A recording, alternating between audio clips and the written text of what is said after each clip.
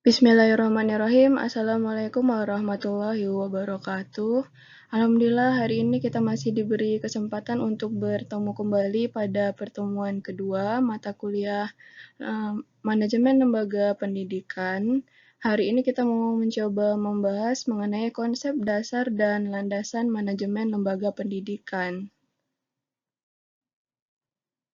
Pengertian lembaga pendidikan bisa kita lihat dari istilah bahasa Inggris. Lembaga itu dikenal dengan kata institute dalam pengertian fisik atau institution dalam pengertian abstrak. Nah, pengertian pertama lembaga ini diartikan sarana atau organisasi untuk mencapai tujuan tertentu dan bisa disebut juga dengan bangunan. Pengertian kedua dari lembaga pendidikan ini diartikan lembaga dulu ya, sebelum kita masuk ke dalam istilah pendidikannya. Lembaga ini diartikan sebagai sistem norma untuk memenuhi kebutuhan atau disebut juga dengan pranata. Nah, jika digabungkan, lembaga pendidikan ini merupakan suatu sistem peraturan yang bersifat mujarad atau suatu konsep yang terdiri dari kode-kode, norma, ideologi, dan sebagainya, baik tertulis maupun tidak tertulis. Nah, termasuk di dalamnya ada perlengkapan material seperti simbol, ada kelompok manusia yang terdiri dari individu-individu, kemudian dibentuk dengan sengaja atau tidak untuk mencapai tujuan tertentu. Dan tempat-tempat kelompok itu melaksanakan peraturan-peraturan. Nah, tempat-tempat tersebut misalnya ada di masjid, sekolah, kutab, dan sebagainya. Berdasarkan beberapa pengertian sebelumnya, lembaga pendidikan Islam adalah suatu wadah atau tempat berlangsungnya proses pendidikan Islam, baik berupa sarana prasarana dan adanya norma-norma dan peraturan-peraturan tertentu, serta mengajarkan ilmu pengetahuan. Nah, ketika agama Islam disebarkan oleh Rasulullah SAW, pada dasarnya kegiatan belajar ini telah dilakukan oleh umat Islam, namun masih bersifat informal atau tidak formal. Terlihat dengan cara belajar yang door to door yang dilakukan oleh Nabi pada periode Mekah. Kemudian Nabi juga menggunakan rumah Arqam bin Arqam sebagai tempat menyampaikan wahyu, dan selanjutnya di Kutab ini juga berkembang pesat setelah Perang Badar. Ini dilakukan oleh Rasulullah ya. Kemudian di periode Madinah, Rasulullah juga menjadikan masjid sebagai salah satu wadah untuk penyampaian ajaran Allah Subhanahu wa Ta'ala. Baik, berikutnya kita mau mencoba melihat manajemen pendidikan itu seperti apa. Nah, manajemen pendidikan ini adalah manajemen yang diterapkan dalam pengembangan pendidikan. Di dalamnya ada seni dan ilmu mengelola sumber daya pendidikan Islam untuk mencapai tujuan pendidikan Islam yang efektif dan efisien. Nah, aktivitas manajemen pendidikan ini pada umumnya lebih khusus mengarah kepada manajemen yang diterapkan dalam pengembangan pendidikan Islam. Nah, bagaimana cara mengelola sumber daya pendidikan Islam ini supaya bisa efektif dan efisien untuk mencapai tujuan pengembangan, kemajuan, dan kualitas proses dari hasil pendidikan Islam itu sendiri? Caranya yaitu dengan memahami aspek manajer dan leader gitu ya. Kita harus punya karakter manajer dan leader, karakter pemimpin dan mengelola sesuatu masalah begitu ya, yang secara Islami kemudian dijiwai oleh ajaran dan nilai-nilai Islam, atau yang berciri khas Islam dan harus melekat pada unsur manajemen pendidikan Islam ini, yang merupakan dasar dari pengelolaan manajemen lembaga pendidikan Islam. Lembaga pendidikan Islam ini dikategorikan sebagai lembaga industri yang mulia karena mengembangkan misi ganda, yaitu profit sekaligus sosial. Nah, misi profit atau keuntungan di sini dapat dicapai ketika adanya efisiensi dan efektivitas dana bisa tercapai, sehingga pemasukan bisa lebih besar daripada biaya operasional. Kemudian misi sosialnya bertujuan untuk mewariskan dan menginternalisasikan nilai-nilai luhur. Nah, ini misi kedua ini dapat dicapai secara maksimal apabila lembaga pendidikan Islam itu memiliki modal human capital dan social capital yang memadai dan juga memiliki tingkat keefektifan dan efisiensi yang tinggi.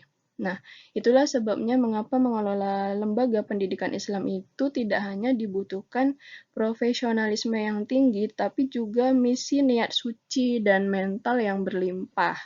Sama halnya ketika kita mengelola industri-industri seperti rumah sakit, panti asuhan, yayasan sosial, kemudian lembaga riset, atau lembaga-lembaga kajian dan lembaga swadaya masyarakat. Ini juga perlu memiliki misi sosial, di samping misi profit juga diperlukan.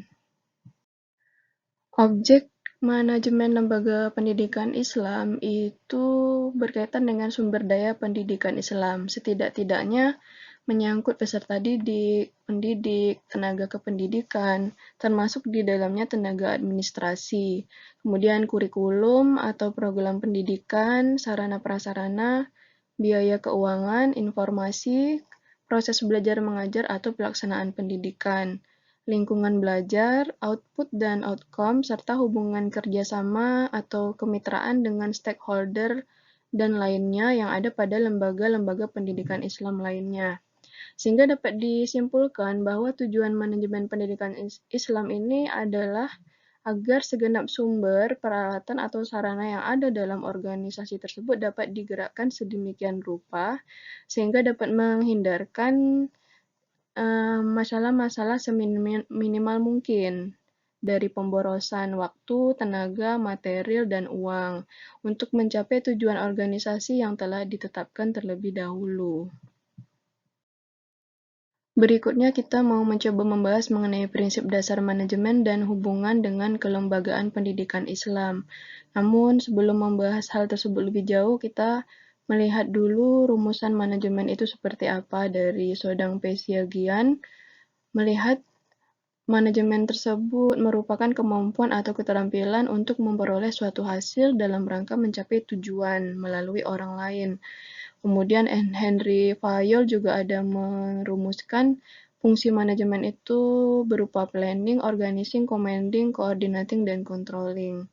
Nah, di pendapat berikutnya juga ada dari Luther ya, ini hampir sama fungsi manajemennya, ada planning, organizing, staffing, directing, coordinating, reporting, dan budgeting.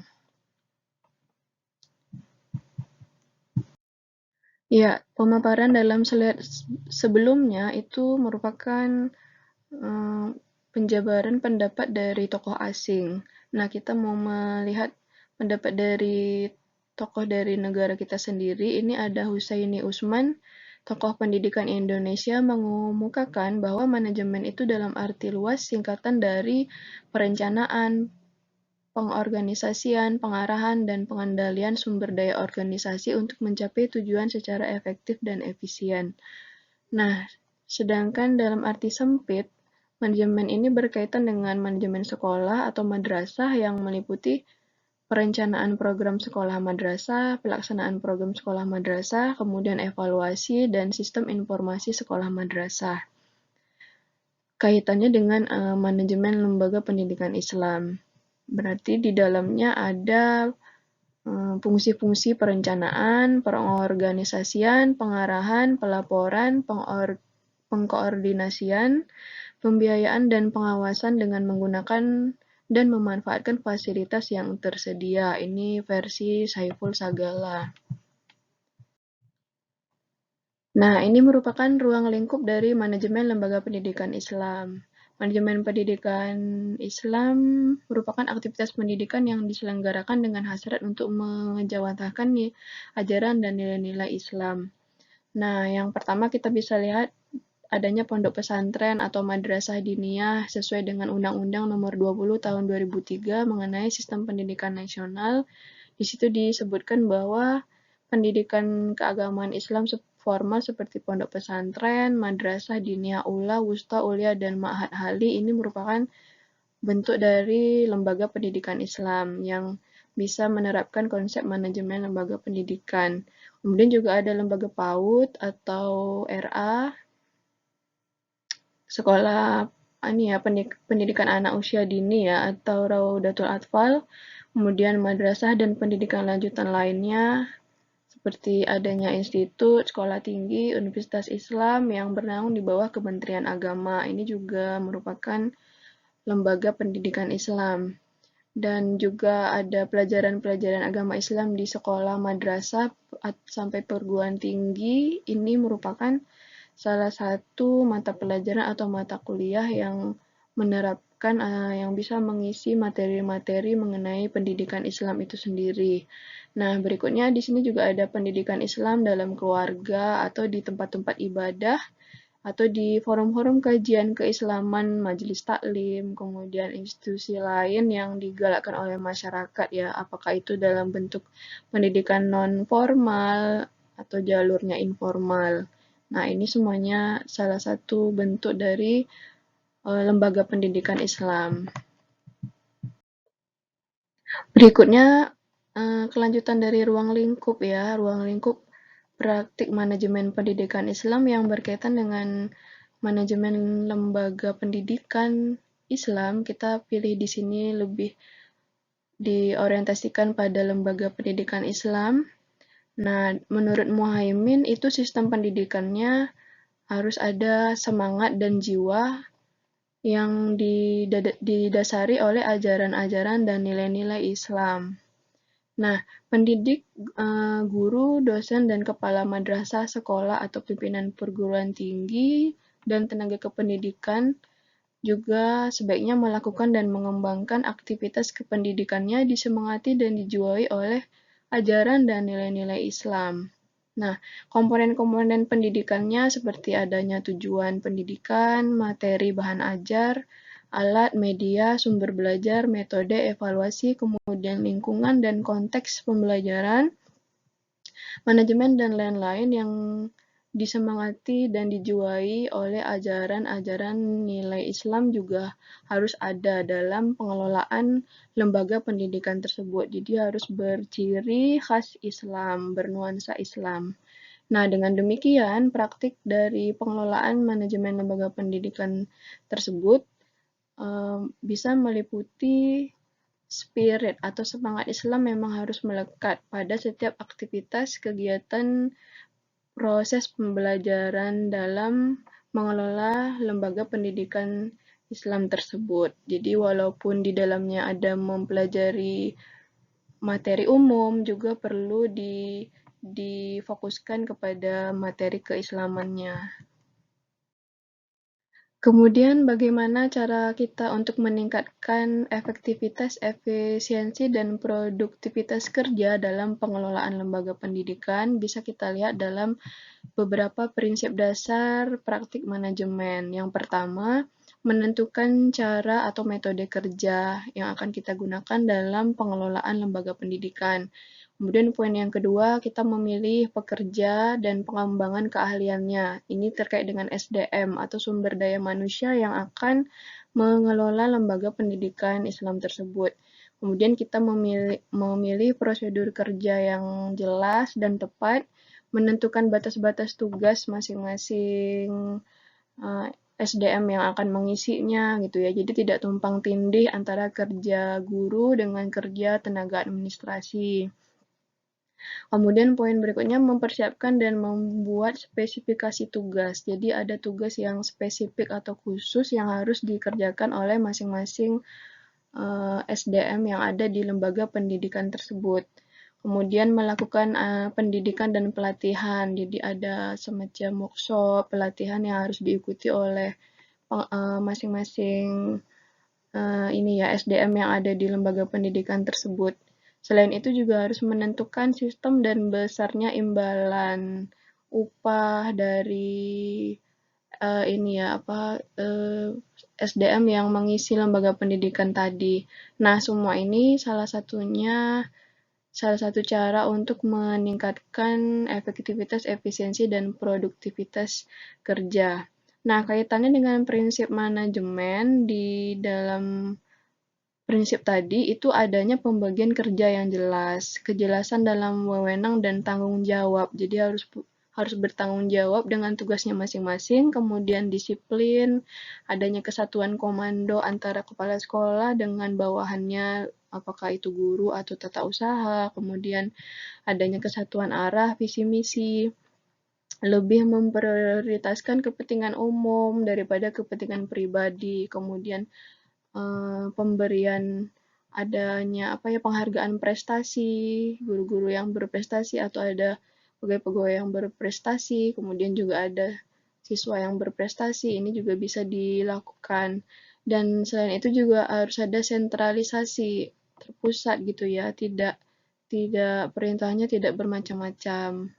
Ada rantai skalar, kemudian tertib, pemerataan, stabilitas dalam menjabat, kemudian ada inisiatif dan semangat kelompok.